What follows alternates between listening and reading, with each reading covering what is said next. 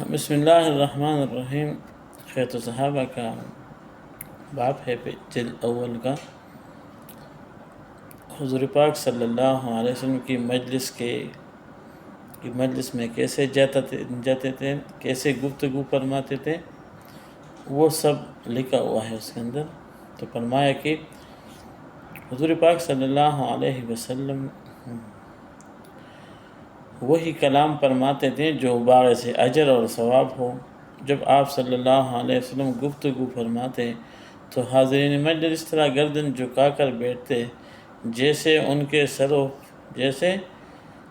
سروں پر پرندے بیٹھے ہوں، کہ ذرا بھی حرکت ان میں نہ ہوتی تھی، کہ پرندہ ذرا سی حرکت سے اڑ جاتا ہے۔ جب آپ چپ ہو جاتے تب وہ حضرات کلام کرتے، یعنی حضور صلی اللہ علیہ وسلم کی گفتگو کے درمیان میں کوئی شخص نہ بولتا تھا۔ جو کچھ کہنا ہوتا حضور صلی اللہ علیہ وسلم کے چپ ہونے کے بعد کہتا تھا۔ آپ صلی اللہ علیہ وسلم کے سامنے کسی بات میں جھگڑتے نہیں تھے۔ جس بات سے سب ہنستے، آپ صلی اللہ علیہ وسلم بھی اس بات سے تبسم فرماتے، یعنی جو بات ایسا آ جائے کہ لوگ ہنس رہے ہوں مجلس کے اندر، تو ایسا نہیں کہ آپ بس ایسا بیٹھے کہ بھئی ہم تو ہنسنے والے نہیں ہیں، یہ نہیں۔ نبی علیہ الصلوۃ والسلام کیا فرماتے؟ تبسم فرماتے تھے۔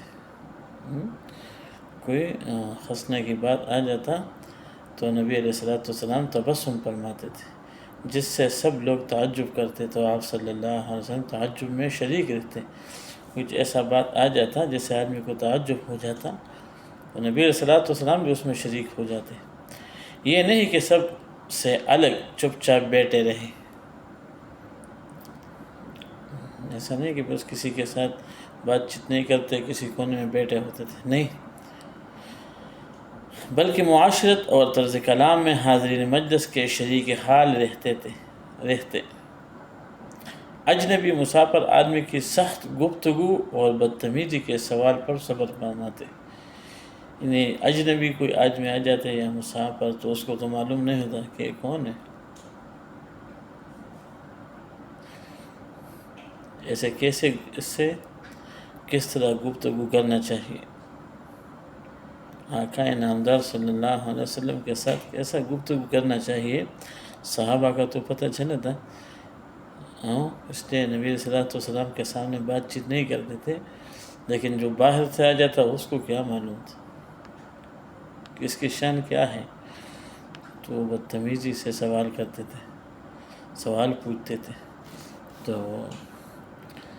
نبی صلی اللہ علیہ وسلم اس پر کیا فرماتے؟ صبر فرماتے، صبر۔ چونکہ اجنبی مسافر کو آپ کی مجلس میں لے آئے تھے تاکہ ان کے ہر قسم کے سوالات سے خود بھی متنفع ہو جاؤ، یعنی پیدا پہنچ جائے، اور ایسی باتیں جن کو ادب کی وجہ سے یہ حضرات نہیں پوچھ سکتے تھے وہ بھی معلوم ہو جائیں گے۔ آپ صلی اللہ علیہ وسلم یہ بھی تائید فرماتے رہتے تھے کہ جب تم کسی حاجت مند کو دیکھو تو اس کی امداد کیا کرو۔ کوئی حاجت مند تم لوگ دیکھتے نا، اور آپ میں ہو حوصلہ کہ اس کے حاجت کو پورا کرے، آپ میں حوصلہ ہو تو اس کی حاجت کو پورا کرو۔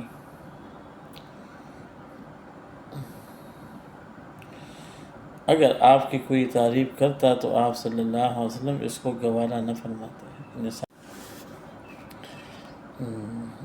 نہ فرماتے، البتہ اگر آپ کے کسی احسان کے بدلے بطور شکریہ کہ کوئی آپ کی تعریف کرتا تو آپ صلی اللہ علیہ وسلم سکوت فرماتے، واہ نہیں کرتے، سکوت فرماتے، بس چپ ہو جاتے، کہ احسان کا شکر اس پر ضروری تھا، اس لیے گویا وہ اپنا فرض منصبی ادا کر رہا ہے۔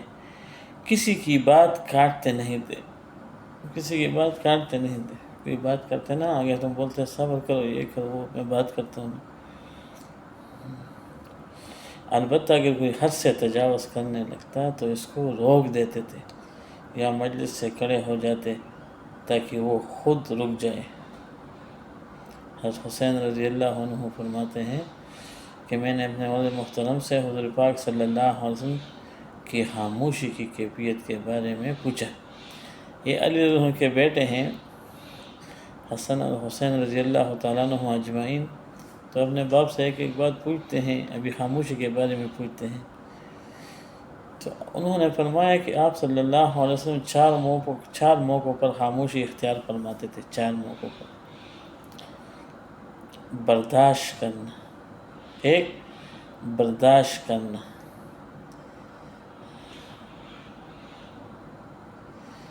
اور دوسرا بیدار مغز ہونا، بیدار مغز ہونا، تیسرا انداز لگانا، چوتھا غور و فکر کرنا۔ آپ 2 باتوں کا اندازہ لگایا کرتے تھے کہ کس طرح سے تمام لوگوں کے ساتھ دیکھنے میں اور بات سننے میں برابری کا معاملہ ہو۔ آپ باقی رہنے والی آخرت اور پناہ ہونے والی دنیا کے بارے میں غور و فکر فرمایا کرتے تھے۔ اللہ تعالیٰ نے آپ کو حکم، صبر دونوں صفتوں سے نوازا تھا، چنانچہ آپ صلی اللہ علیہ وسلم کو کسی چیز کی وجہ سے اتنا غصہ نہیں آتا تھا کہ آپ ایسے باہر ہو جائیں۔ اللہ تعالیٰ نے آپ صلی اللہ علیہ وسلم کو 4 چیزوں سے بیداری مغزی عطا فرمائی تھی۔ ایک، بلی بات کو اختیار کرنا، دوسرے ان امور کا اہتمام کرنا جن سے امت کا دنیا اور آخرت میں فائدہ ہو۔ اس روایت میں 4 چیزوں میں صرف 2 کا ذکر ہے، اور کنز العمال کی روایت کے آخر میں یہ مضمون بھی ہے۔ اللہ تعالیٰ نے آپ کو 4 چیزوں کے بارے میں بیداری ماضی عطا فرمائی تھی۔ ایک، نیک بات کو اختیار کرنا تاکہ اس نیک بات میں لوگ آپ کی اقتداء کریں۔ دوسرے، بری بات کو چھوڑنا تاکہ لوگ بھی اس سے رک جائیں۔ تیسری، اپنی امت کو کی بھلائی والے کاموں کے بارے میں خوب سوچ بچار کرنا۔ چوتھے، امت کے لیے ان امور کا اہتمام کرنا جس سے ان کی دنیا اور آخرت کا پیدا ہو۔ یہ ہو گیا حضور پاک صلی اللہ علیہ وسلم کے صفات۔ آپ نے سنا، پہلے اس کی سیرت طیبہ مبارک۔ جو یہ ویڈیو دیکھتے تو اس سے پہلے والا ترتیب سے ہم بتا رہے ہیں۔ آج بھی جب آدمی سوچ رہے نا، یہ تو ایسا ہے، میں ایک بات بتائے گا آپ کو، کبھی بھی کسی چیز کو حقیر مت سمجھنا۔ ہم ایک جگہ گئے تھے، تو بلوچستان میں اکثر لوگ دور دور رہتے ہیں، تقریباً ایک آدمی کے پیچھے جانے کے لیے سفر تھا 4 گھنٹے کا، آنا اور جانا۔ تو ہم نہیں گئے۔ وہ مقامی آدمی آیا، بہت دیندار آدمی تھا، بولتے تم لوگ ادھر گشت کیوں نہیں گئے؟ میں بولا بھائی وہ تو ایک آدمی ہے، ایک آدمی کے لیے بھی 4 گھنٹے سفر کرنا۔ تو اس نے کہا کہ نبی صلی اللہ علیہ وسلم ایک ہی تھا، محنت کر کے دنیا کو بدل دی۔ ایک آدمی سے دنیا بدلتی ہے اگر ایک آدمی نیت کرے۔